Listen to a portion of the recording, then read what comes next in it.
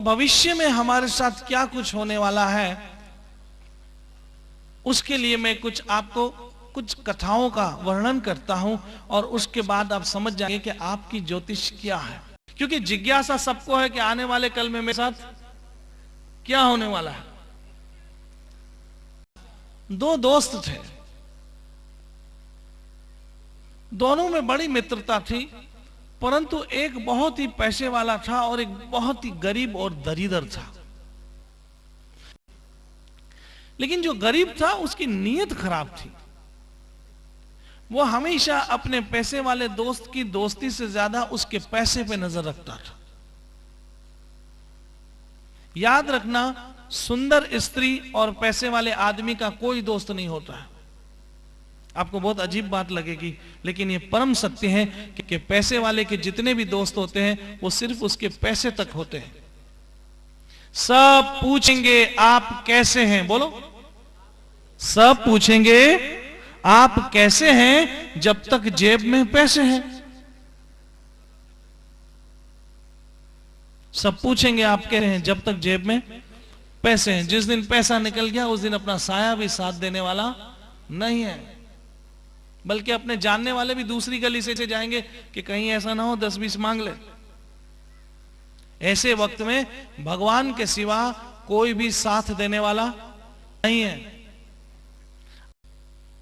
संसार कहता हम बैठे हैं ना, अरे बाबा तुम बैठे हो तो बैठे ही रहोगे, और भगवान 24 घंटे हमेशा खड़े रहते हैं। आप चाहे पंढरपुर में चले जाओ तो विट्ठल खड़े हैं, वृंदावन में चले जाओ तो बिहारी जी खड़े हैं, बद्रीनाथ में जाओ तो बद्री विशाल खड़े हैं, डाकोर में जाओ तो द्वारकाधीश खड़े हैं, नाथ द्वार में जाओ तो नाथ जी खड़े हैं। तो भगवान की मूर्त हमेशा कैसी मिलती है? अयोध्या में जाओ तो राम खड़े हैं, ये खड़े हैं, मतलब जो खड़ा है वही आपकी सहायता कर सकता है। इसलिए ऐसे आदमी के आगे गिरो जो आपको उठा सकता हो, और वो एक ही जगह है, भगवान का धाम, जहां 24 घंटे भगवान उठाने को तैयार है। तब वो पैसे वाला मित्र मर गया। जब पैसे वाला मित्र मर गया तब उसके गरीब मित्र ने क्या किया कि उसकी स्त्री को कुछ उल्टे सीधे साइन करवाने के बाद सारा पैसा अपने नाम करवा लिया। और सारा पैसा अपने नाम करवाने के बाद वो रातों रात करोड़पति बन गया। और वो विधवा स्त्री बेचारी फुटपाथ पे आ गई, लेकिन उसका कोई साथ देने वाला नहीं रहा। जब वो पैसे वाला करोड़पति बन गया तब उसने क्या किया कि एक सुंदर स्त्री से विवाह किया, जिसके यहां एक बेटा हुआ। अब देखते ही देखते उसकी हजारों कारें, मोटरें, फैक्ट्रियां, कारखाने, बिजनेस सब बन गए, और जिसका असली पैसा था वो बेचारा भूखे के भूखे रहे। तब उनके घर जो बेटा हुआ उसमें उसका इतना मोह था कि उसको अगर सर में भी दर्द होता तो वो पागल हो जाता था।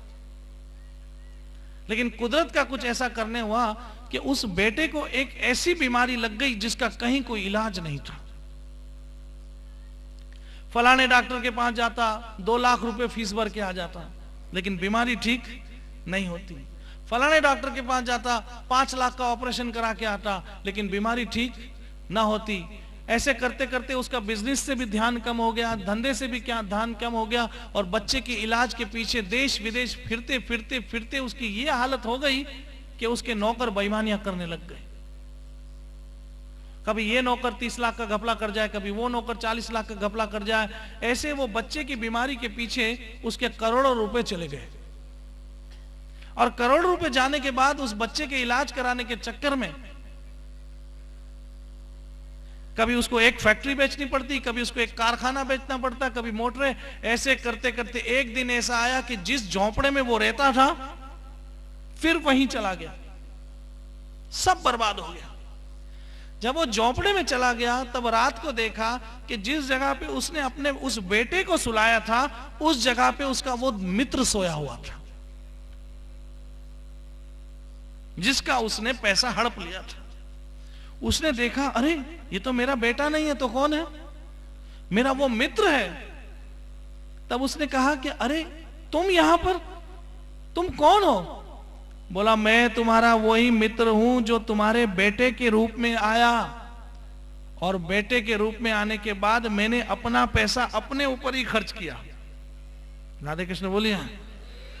मैंने अपना पैसा अपने ही ऊपर खर्च करवाया, और अब जब तेरे पास कुछ नहीं रहा है, जो तू जहां से चला था वहीं आ गया, इसलिए मेरा और तेरा हिसाब किताब क्लियर हो गया। अब मैं अपने लोग जाता हूं और तू अपने झोंपड़े को भुगत। ऐसे करके वो बच्चा मर गया। मतलब उसके साथ वही कुछ हुआ जो उसने दूसरों के साथ किया।